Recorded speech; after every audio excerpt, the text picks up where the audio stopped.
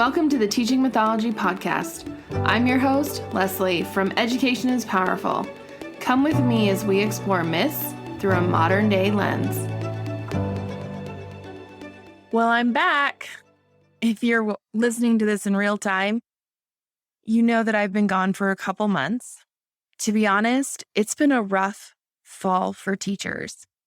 If you're listening to this after the fact, it is currently December of 2021, and my last podcast episode was on the fall equinox, September 21st, 2021. I don't want to go into too much detail, but I'm currently dealing with book banning in my state, our own district, policing and banning books within our own district.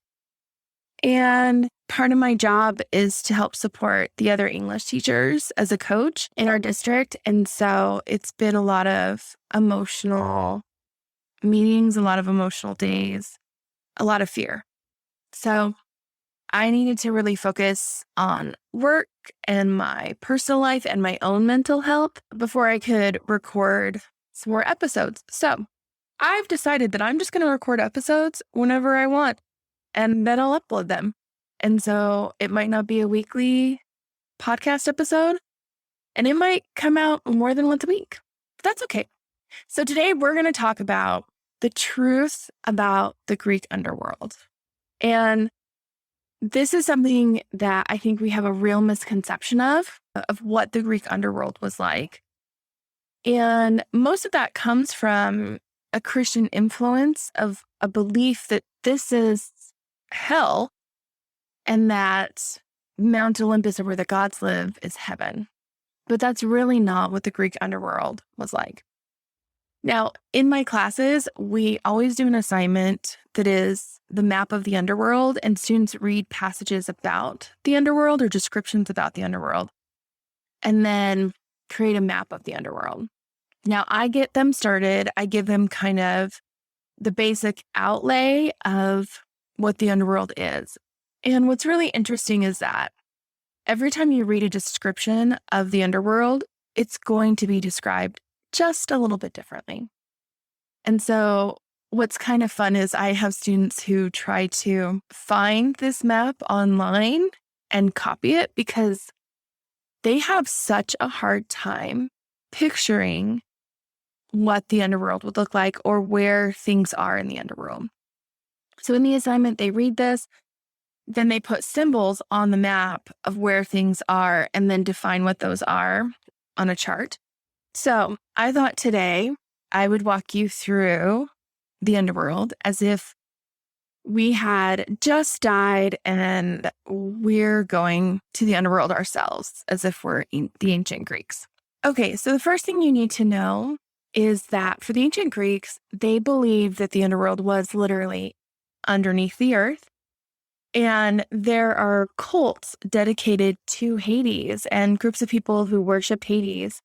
And archaeologists have found places, caves that go deep into the earth where there are symbols for Hades and the underworld, and that they would go there to worship him. So this is not a satanic sort of thing. Remember that we are all, I think as human beings, we're all fascinated or concerned with what happens after we die. So this kind of cult and dedication to Hades was just this. So according to the myths, there are only two people who know the way to the underworld, and that would be Hades and Hermes. And one of Hermes' jobs was to escort the dead down into the underworld. Well, it's a really funny thing in the myths because there are a whole lot of people who make it to the underworld. And in most of those myths, Hermes shows up to help them. To name a few, Hercules, Psyche, Orpheus. These are all people who go down into the underworld for various reasons. And those are by no means the only people who go down. No, there are several great rivers in the underworld. So the first is Oceanus, which is actually the outer river. And really, it's a great stream or an ocean, but in the ancient Greek world, they never traveled outside of the Mediterranean area. It's one thing that makes Hercules so great is that he's the first person to go outside of the Mediterranean. So this is probably what we consider now the Mediterranean Sea, and it's on the outer border of the underworld.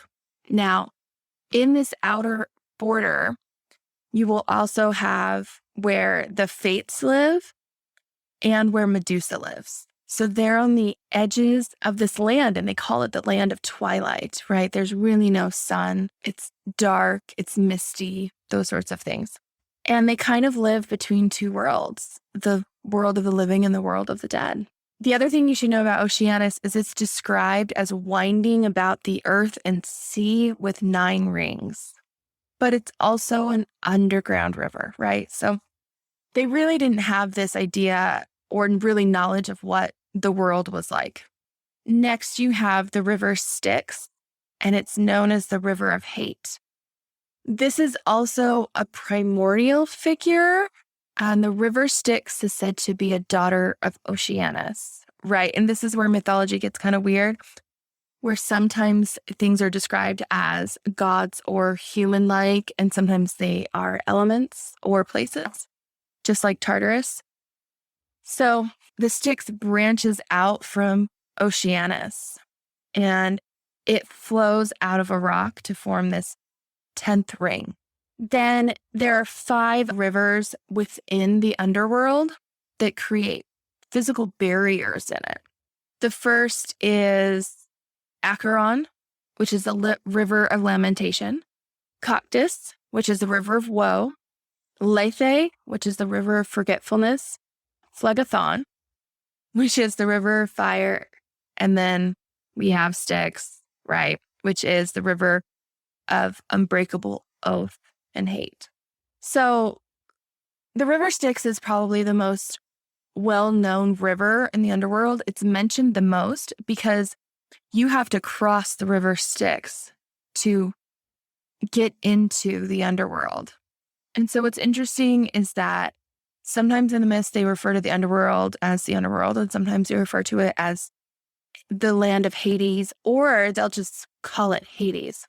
So what happens when you come down into the underworld, you'll actually first pass what's known as the White Rock. And we don't know a whole lot about it, but it's like a landmark. And then you pass underneath the gates of the sun. And this is where you move into darkness or twilight. And then you will hit the land of dreams. Not a lot of description about that one either, until you hit the Asphodel Fields. Now, the Asphodel Fields is where you live as a spirit without any existence, or you're a shadow or a phantom. It's not a place of punishment because you're actually not in the underworld yet. You haven't crossed the river Styx. But the people who go there are the people who did not receive a proper burial. So in the ancient Greek culture, the reason why they were often buried, or they were supposed to be buried with coins over their eyes, is that those coins would go with them into the underworld, and they could pay Charon to ferry them across the river Styx. So if you weren't buried properly, you were stuck in the Asphodel Fields for 100 years, wandering around as a shadow. Now, this wasn't a great place. This is where grief, anxiety, disease, hunger, death, agony, sleep, guilty joys, discord, all of these live here. And this is also where you see Medusa or the Gorgons and other various monsters like the Harpies or the Chimera, the Hydra. And they even say centaurs can live in this land. So it's not a great place to be. Now, if you're lucky and you did get buried with coins, then you have the ability to cross the river Styx, and Charon will take you there. He's often known as the ferryman to ferry you across this river. Now, Charon is described as filthy, eyes like jets of fire, an unkempt beard, a dirty cloak, and really he looks kind of like a grim reaper figure. So once you cross the river Styx, you will see the gates of Hades there for you. And in front of the gates of Hades is Cerberus. He is Hades the god. He's his pet, right? With 3 heads. It's a 3-headed dog with a tail of a dragon. And on the back of his heads are snakes. I think we've kind of made him nicer and softer. Maybe it's Harry Potter that did it. I'm not sure, but he really is quite a monster. Now, if you are being ferried across the river and you are dead, he will let you pass by him with no problems. But in some myths, as humans go down into the underworld or heroes go down into the underworld, they have to appease Cerberus in some way. So Hercules actually gave him a piece of cake and honey with like some kind of sedative in it. Orpheus plays a song, right? He plays his lyre, he falls asleep. So, he's kind of like that last guardian, hopefully to prevent any living souls from coming into the underworld. So once you pass the gates of Hades, you're going to enter the plane of judgment. So in this plane, you will be divided. You will either go to the left to Tartarus or to the right to the Elysian Fields or to the Isle of the Blessed. So at the plane of judgment, there are 3 people there to judge you. One is Aeacus, the king of Aegina. The second is Minos, the king of Crete. And the third is Rhadamanthus, who is the brother of Minos. Now, Aeacus is said to judge those who come from Europe. Rhadamanthus judged those from Asia. And Minos makes the final decision. So you kind of get a 2-step judgment. And you're being judged by former humans, right? Not Hades, which is really interesting that in the Greek belief, you are going to be judged by someone who also lived on Earth. You are not going to be judged by the gods. Once you pass that judgment, you will either go left or right. If you go right, you will actually pass under the palace of Hades to the Elysian Fields.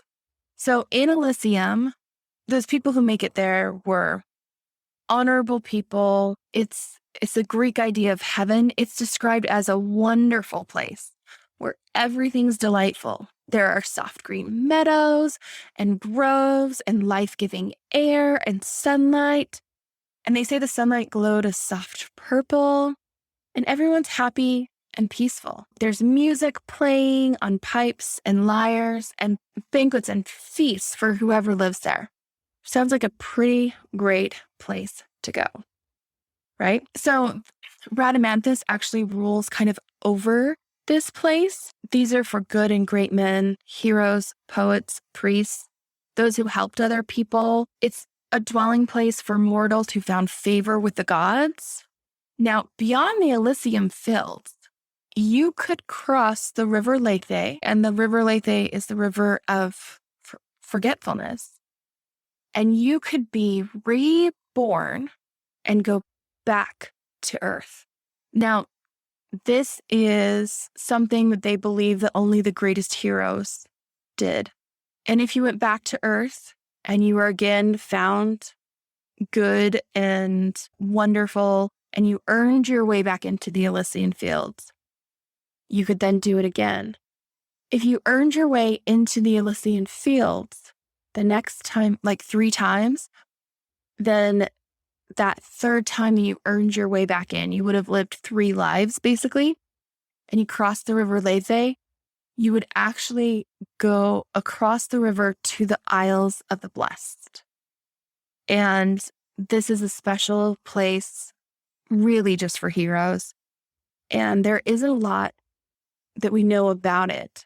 But if the Elysian Fields are described so beautifully, then the Isle of the Blessed is even more beautiful, even more godlike existence, but we don't know much about it. So that's if you were great. If you were not great, then you would actually go to the left. You would cross the river Phlegethon and enter Tartarus. Now there are gates at the beginning of Tartarus. And these gates are described as being like huge pillars of solid adamantium, and not even the gods could break this gate. At the top of each tower entering into Tartarus sits the Irene Tisiphone, which is really like guards. And Tisiphone was one of the Euries, or the Furies, right? And her two sisters, Alecto and Megara, are also there. So you have this huge metal gate with an indestructible metal. And at the top are the three Furies.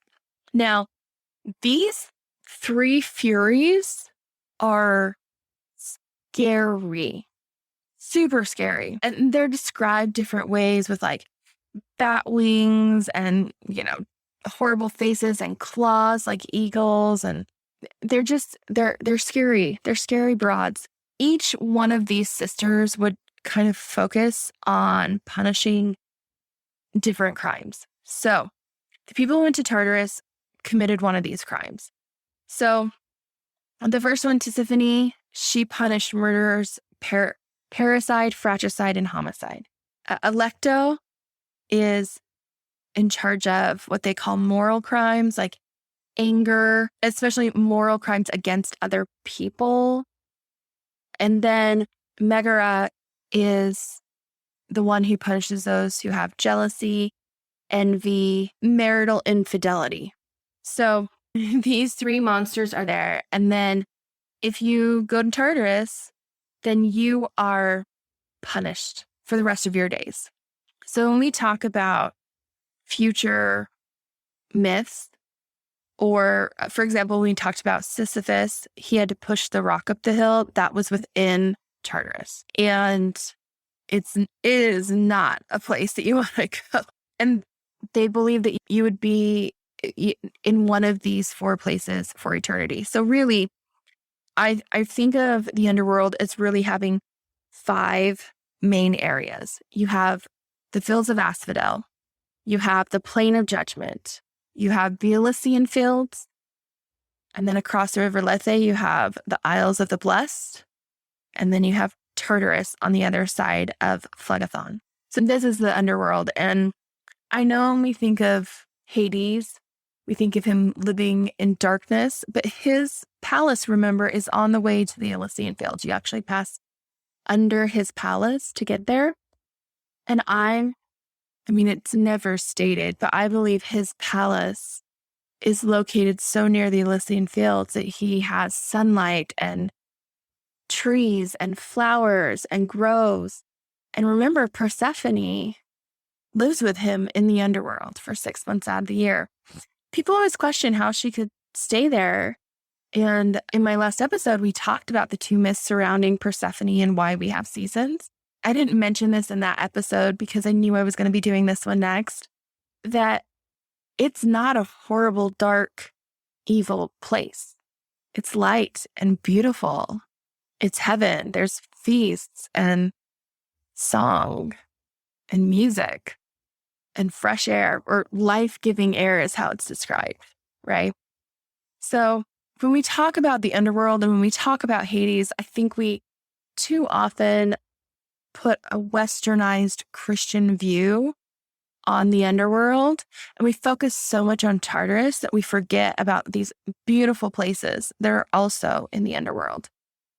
And I wonder sometimes if that's a metaphor for our lives that we focus so much on the negative and not as much on the positive. We have this, fatality focusing instinct within us.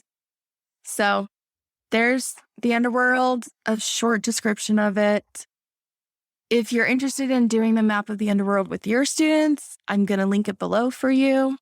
I will warn you that I have students who describe this as the hardest assignment they have ever had to do in high school, which is totally crazy to me.